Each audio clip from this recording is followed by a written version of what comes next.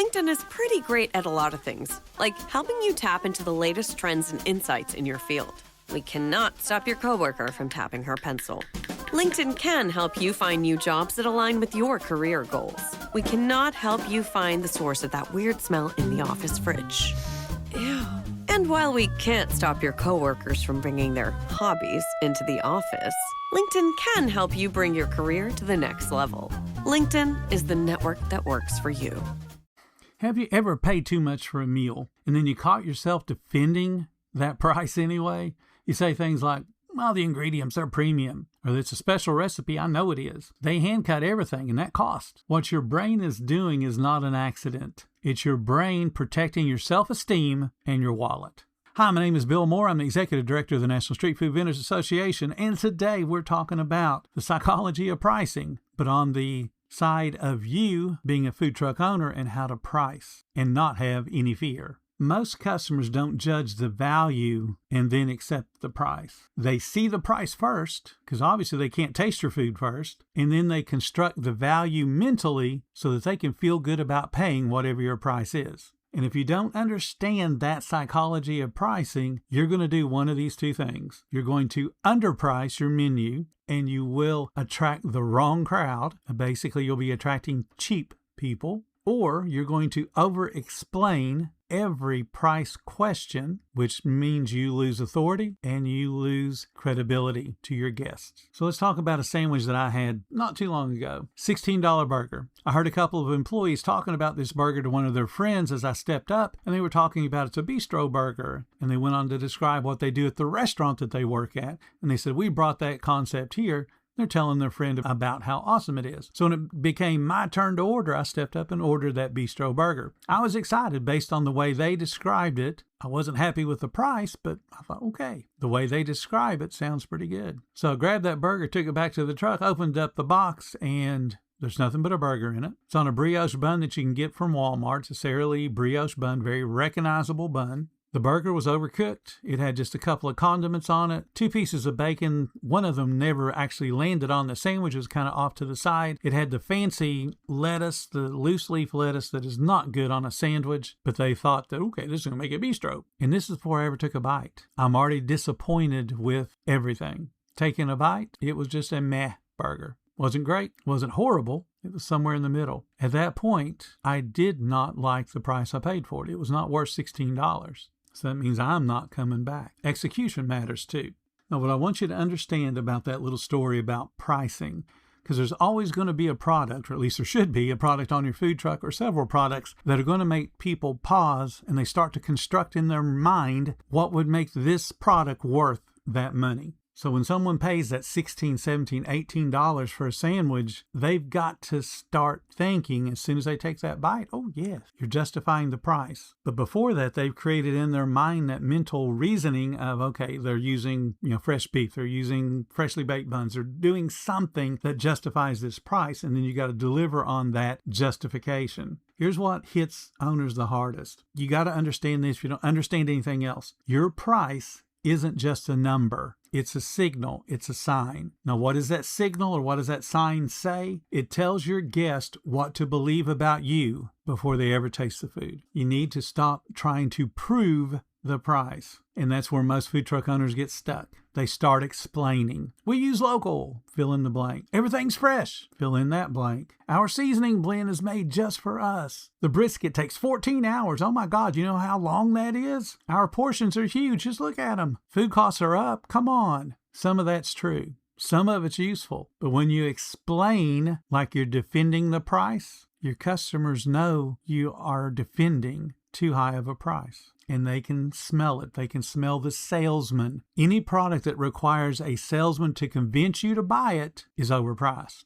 When you say verbally, now you can write this, we use local beef. That's fine. You can write that on the menu. You don't want to justify a price when someone says, oh my God, why is that burger $15, dude? When you start to justify, you turn into a salesman. The guest has said, hey, that's too expensive for me. And you turn into a salesman trying to convince them to buy it. And as soon as the guest hears you start to do that convincing, they go, well, then this should be cheaper because you're trying too hard to sell me on something. They believe it's overpriced, and now you're justifying that it's overpriced. But we do this. What you're doing is reacting to what's called price quality bias. There's a very famous set of research out there done by one of the Ivy League universities that they gave a whole bunch of people a single wine. Now, the difference is one group was told the price of the wine was super expensive. Another group was told the price was super cheap. And what they found is the people that were told this exact same wine was more expensive, enjoyed the wine better, said they would purchase the wine, and they talked very highly of the product. But when they were told the wine is cheap and inexpensive, they didn't care. That's because their brain started to construct in their mind reasons for it to be an expensive wine. That way it justifies their feelings about the product. So they haven't tasted it. They're starting to justify, well, this is going to be awesome because it's got to have higher quality ingredients. It's got to be aged longer. Whatever makes wine taste different and taste good to them, they're justifying in their mind before they ever taste it. Now, here's another little thing I want you to remember. Your price and your experience have to agree. We talk about speed of service all the time. If you're going to sell a $20 burger, you better get it out quick. You have to justify the overall experience. So the price is there, $20. Okay, I'm going to pay for it. This better be the best burger I've ever eaten in my entire life. You got to deliver that. So the experience has got to be there. Speed of service has got to be there. The friendliness has got to be there. And then the flavor has got to be there. If you mess up the speed of service, remember, they haven't tasted the food yet. They paid for it. They've already had that little pain point of paying $20 for a burger. So they're already trying to justify it in their brain. Why am I paying $20 for this? If your service is slow, or your service isn't friendly, that's a couple of dings against the food they haven't even tasted yet. Here's what kills food truck credibility and authority. You price like you're apologizing. You set your prices based on fear. You think, what am I going to do if they think I'm too expensive? Well, that food truck down the road's cheaper. My town just won't pay that. You know how many times I've heard that? My town just won't pay that. Dude, I lived in the Appalachian Mountains. We're poor people. I know what people will pay for stuff. We had a restaurant there that was super busy, and they were not cheap relative to all the other restaurants around them, but they were the busiest one. People don't mind paying for stuff if it's worth it. Mistake number 2, food truck owners talk themselves into discounts. They see the hesitation when a guest walks up and they go, oh, I'll sell it to you cheaper. I'll throw in some fries, no charge. I'll make a bigger portion for it just for you. So now what they've done is they've given a guest something they can't be consistent with, because now the guest won't come back unless they're given a bigger portion or a discount or throwing fries in for free. Another mistake that food truck owners make is they're so bent on pricing their menu like it's a spreadsheet and not a signal, not a sign. Yes, you know your food costs. Yes, you know your labor. You know all the other expenses that we put on the break-even point. Your customers aren't buying those spreadsheets.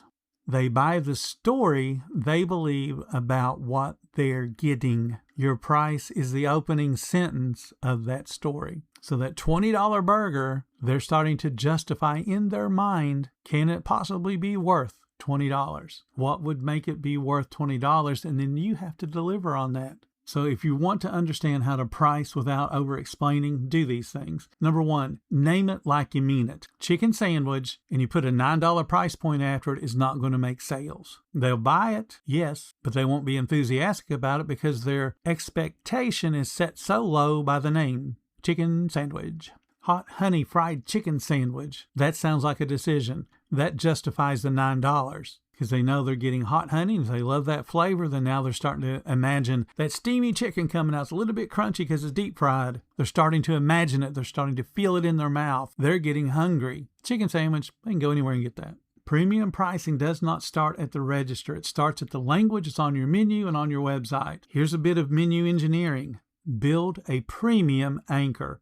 What that means is you're going to select one item that is clearly top tier. You're going to draw attention to it, put a box around it, put a different color background on it. You're going to draw their eye to it with that price. It's not goofy. It's not a gimmick. You're going to pick something that's legitimate, popular on your menu, that's also profitable, and you're going to put it front and center. Make the decision for them and give it a premium price. What that premium price does for something that's already popular is it makes the other things look more reasonable. So when you attract those people that maybe can't afford that $20 burger, but they might be able to afford that $15 alternative sandwich, they can at least get that. And maybe one day save enough money to buy that $20 burger.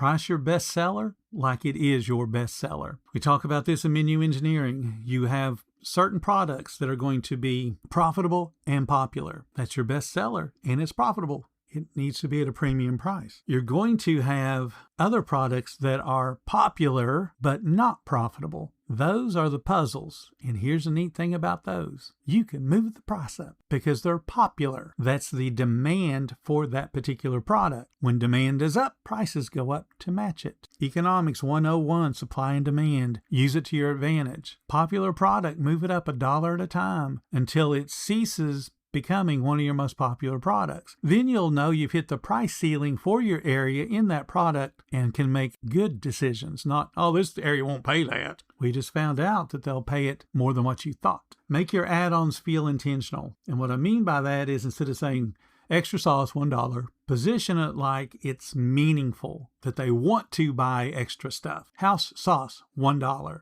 Tango sauce, $1. Not additional, not extra. Just, you want this sauce, it's going to be $1. You want to upgrade something, give it a reason to be upgraded. Extra meat is boring.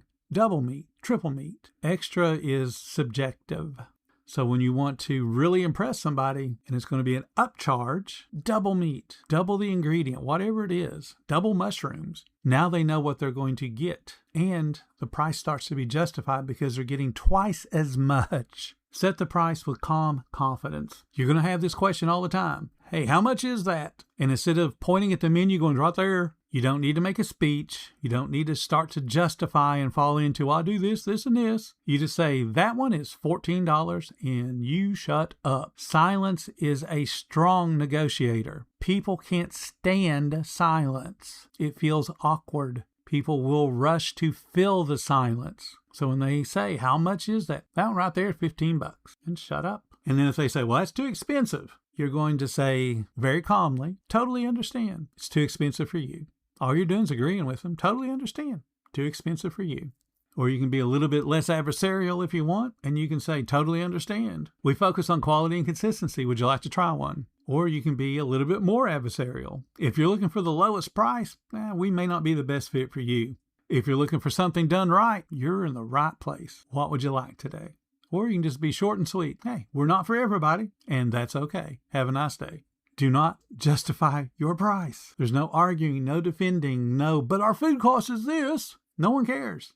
Think about these things. Speed of service. Are you consistent at rush? Can you put the food out in a reasonable amount of time? Not for you, but for your guests. If you're over 8 minutes, you are not reasonable. Portion control. Does your guests get the exact same thing every single time they show up? Do you execute your taste perfectly every single day? And that's not, that's acceptable. No, it is perfect. It tastes the way you expect it to taste every single day, and your staff can repeat it without being prompted constantly. The presentation, does it look like it should look? Portion-wise, neatness-wise. And then think through your guest touch points. Is it easy for them to order? Can they understand what they're ordering? Is it easy for them to pick up the food once they place the order? Do you have clear instructions? And is your staff friendly? You want to be successful, you got to be fast and friendly. Just take a look at your menu. If you're concerned about pricing, give me a call. We will work through it. I just don't want you justifying being cheap